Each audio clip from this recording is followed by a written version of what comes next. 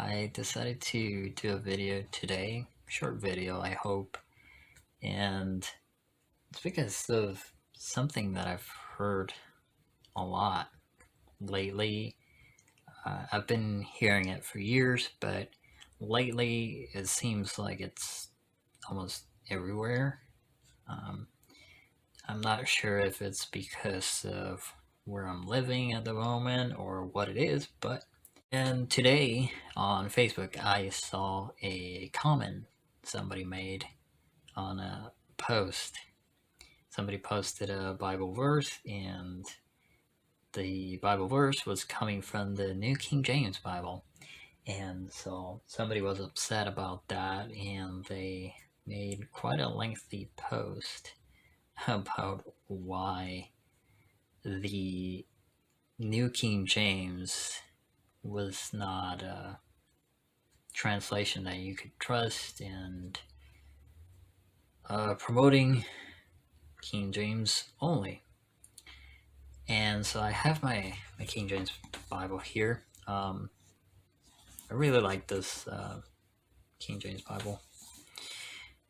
The King James translation is not my favorite translation in English, but this Bible, I do really like the cover. It's so awesome in my opinion, and it has a lot of other great features like red letter, and has a really nice cross-referencing, messianic cross-referencing. It has a system where you can tell what is a messianic prophecy in the Old Testament, and then in the New Testament it tells you what messianic prophecy is being fulfilled.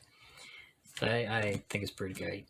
But and also it's a large font, which is really good for me.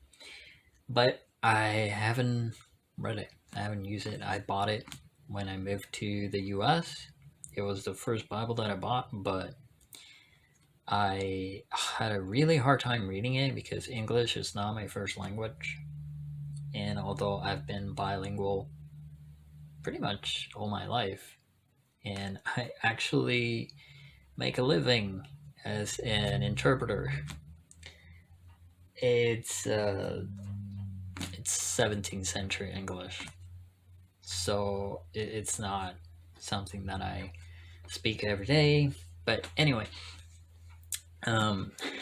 or occasionally for that matter. But anyway, what I wanted to talk about was in this post, the person shared a list of verses that were missing from modern translations. And that's something that I hear a lot. These verses have been removed from the NIV. The NIV gets a lot of hate. I don't understand why. And I'm not an NIV lover either. It's not one of my favorite translations. But I've been listening to the NIV live, and it's actually pretty awesome. So if you haven't listened to that, check it out. It's a great production, and it's word for word, so it's not a bridge or anything like that. So exactly as you read it in the NIV, you'll hear it, and the acting is really, really good. Special effects are great, but so I looked through this list, right, and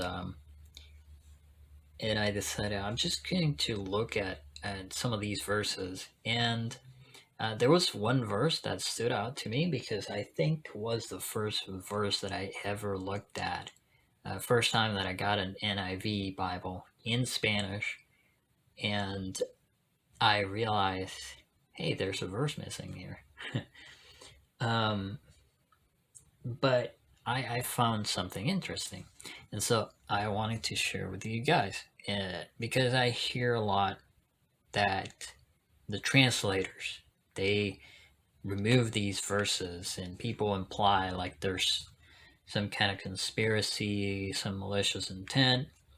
And so, again, here, my King James Bible. And so we'll go to Matthew chapter 17. You can see the number right there. Matthew chapter 17 and verse 21. It says, "Howbeit this kind goeth not out but by prayer and fasting." And so if you're familiar with the text or the context, you know that this is when the disciples come to Jesus after trying to deliver a boy from a demon, and they are not able to cast out the demon out of the boy, and they come to Jesus and they're like, "Hey, what's going on? Why can't we do it?" And so he says those famous words. And so also in Mark 9:29, it's right here, is the parallel account. And it says, "And he said unto them, This kind can come forth by nothing but prayer and fasting." So, same thing. He's saying the same thing, okay? By nothing but prayer and fasting. So now let's look at the NIV. I have an NIV here. This is the exclusive Walmart edition. It's also red letter and large font. And so if you look at Matthew 17, let's look at, so you got verse 20. This is verse 20 right here. And I don't know if you can see that. There's a small 21 there with a little a. And that means that, first of all, the verse 21 is missing, as you can see. And then there's a footnote at the bottom. And what does the footnote says? It says 21. Some manuscripts include words similar to Mark 9:29. And we already read Mark 9:29 from the King James Bible. We know what it says. But if we go here in the NIV, sorry, that's 39. See what it is. There. He replied, "This kind can come out only by prayer." Again, it only says prayer, but there's a little a there again. So if we go at the bottom, it says 29. Some manuscripts read prayer and fasting. And so we saw in the King James right here, we saw that it says by prayer and fasting. And so why am I showing you this? Because if the intent was malicious to remove these verses for whatever malicious intent they had, or some doctrinal bias that they're trying to preserve, then they wouldn't have gone through the trouble of making those footnotes and telling you, yes, we know that the manuscripts we used for this translation do not have these verses or do not have these portions of these verses. And they wouldn't go through the trouble of telling you this is what other manuscripts say, and you can find those words repeated in this other account. So I just wanted to share that with you guys. It's a rather short, rather simple explanation. I might make another video later on and talk a little bit more about the process of translation and interpretation and copying and how that can affect the outcome of a text. We can talk more about textual criticism and what that is.